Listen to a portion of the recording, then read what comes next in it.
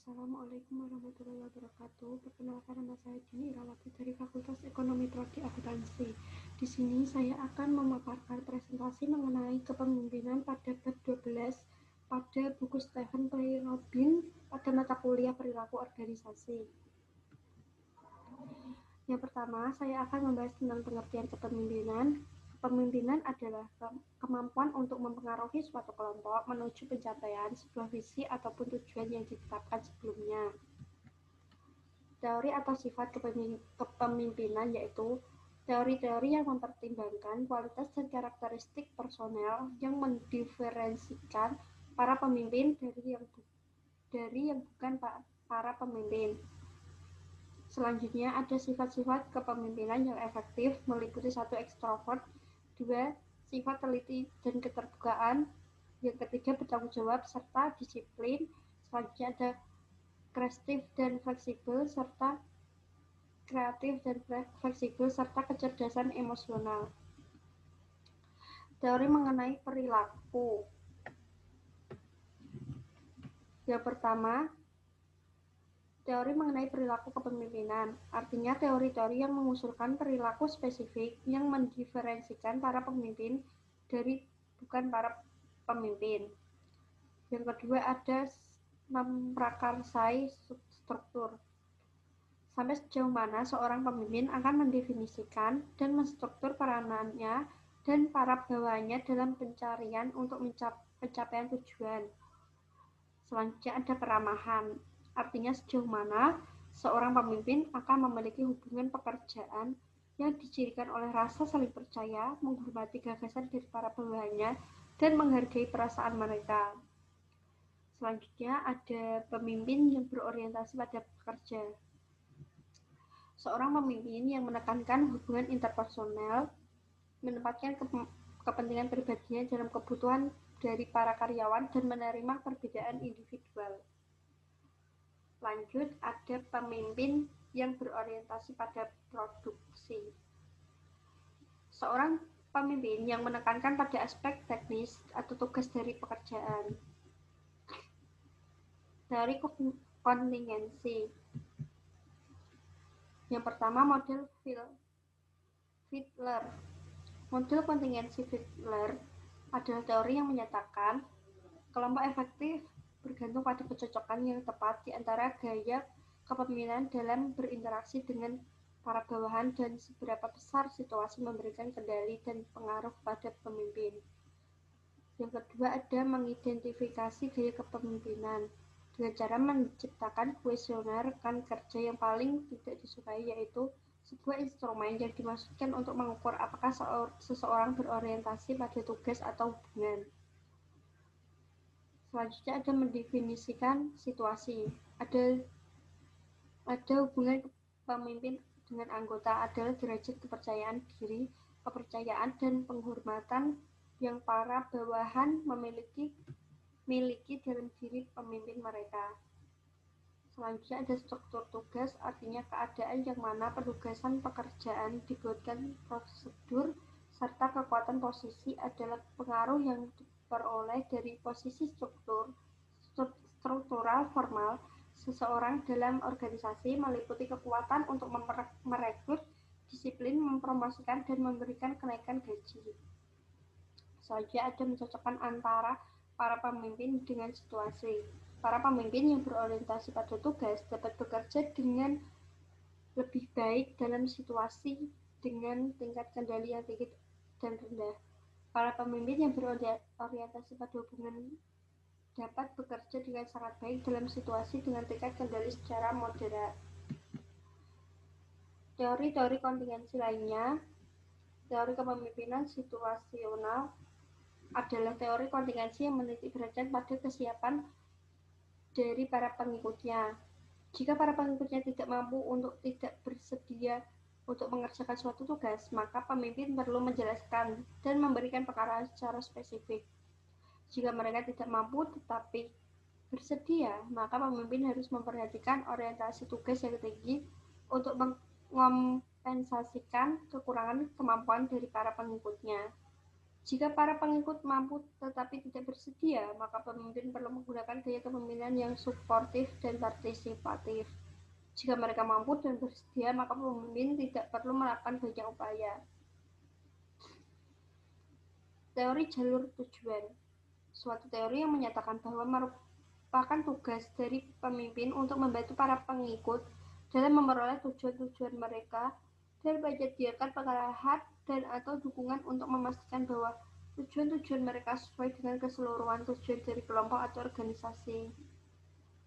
Model pemimpin partisipasi. Suatu teori mengenai kepemimpinan yang menyediakan serangkaian aturan untuk menentukan bentuk dan jumlah pengambilan keputusan secara partisipatif dalam situasi yang berbeda.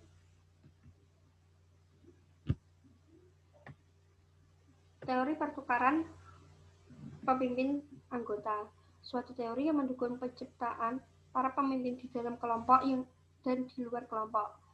Para bawahan dengan status di dalam kelompok akan memiliki peringkat kinerja yang tinggi, tingkat perputaran kerja yang rendah, dan kepuasan kerja yang lebih tinggi.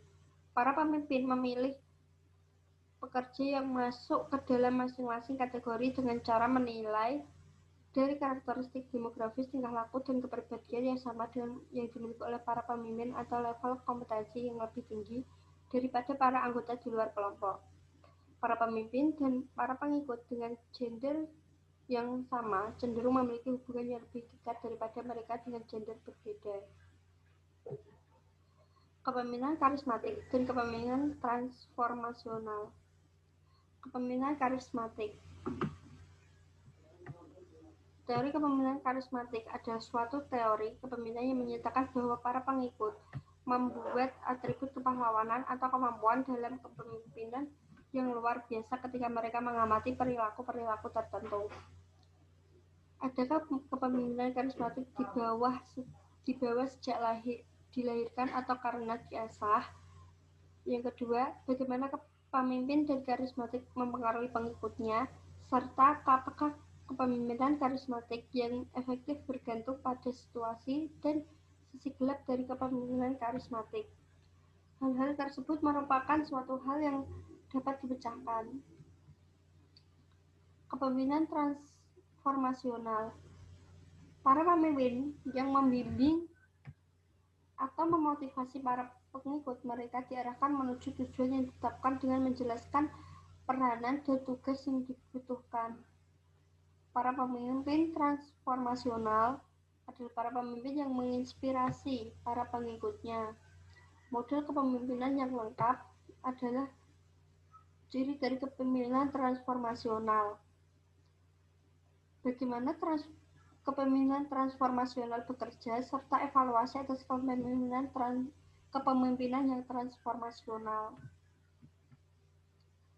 Kepemimpinan yang autentik, etika dan kepercayaan. Kepemimpinan yang autentik. Yang pertama adalah kepemimpinan yang mengetahui siapakah mereka, mengetahui apa yang mereka yakini dan nilai, serta bertindak dengan nilai tersebut dan meyakini secara terbuka dan berterus terang. Para pengikut mereka akan mempertimbangkan mereka menjadi orang-orang yang memiliki etika. Yang kedua adalah kepemimpinan yang beretika, artinya memiliki perilaku etis, cenderung memiliki para pengikut yang lebih berperilaku kewargaan organisasi dan lebih bersedia untuk mengarahkan permasalahan-permasalahan agar diperhatikan oleh para pemimpin dan dapat mengurangi konflik interpersonal. Serta kepemimpinan yang melayani, ditandai dengan melampaui kepentingan pemimpin sendiri dan akan menitikberatkan pada kesempatan untuk membantu para pengikutnya agar bertumbuh dan berkembang. Kepercayaan dan kepemimpinan. Kepercayaan diartikan sebagai ekspektasi positif yang orang lain tidak akan bertindak secara oportunis. Bagaimana kepercayaan dapat dikembangkan? Meliputi 3 aspek tersebut, serta kepercayaan sebagai sebuah proses. Apakah konsekuensi dari kepercayaan? Hal-hal tersebut merupakan hal-hal yang ditanyakan dalam sebuah kepercayaan. terdepan untuk masa mendatang atau pendampingan. Pendampingan adalah pembimbing seseorang pekerja senior yang menyokong dan mendukung pekerja yang kurang berpengalaman, yang disebut dengan anak didik. Tantangan bagi membangun kepemimpinan. Kepemimpinan sebagai sebuah atribut. Yang pertama, yang kedua ada substitusi dan menetralisasi kepemimpinan serta kepemimpinan secara online. Menemukan dan menciptakan para pemimpin yang efektif dengan cara memilih para pemimpin, artinya dapat dites kepribadian, dapat mengidentifikasi sifat-sifat yang terkait dengan kepemimpinan ekstrovert, teliti, keterbukaan dan pengalaman. Yang kedua ada pelatihan para pemimpin, meliputi pelatihan kepemimpinan. Organisasi dapat mengajarkan keahlian implementasi serta mengajarkan keahlian seperti membangun kepercayaan dan pendampingan. Sekian presentasi yang dapat saya paparkan, kurang lebihnya mohon maaf. Wassalamualaikum warahmatullahi wabarakatuh.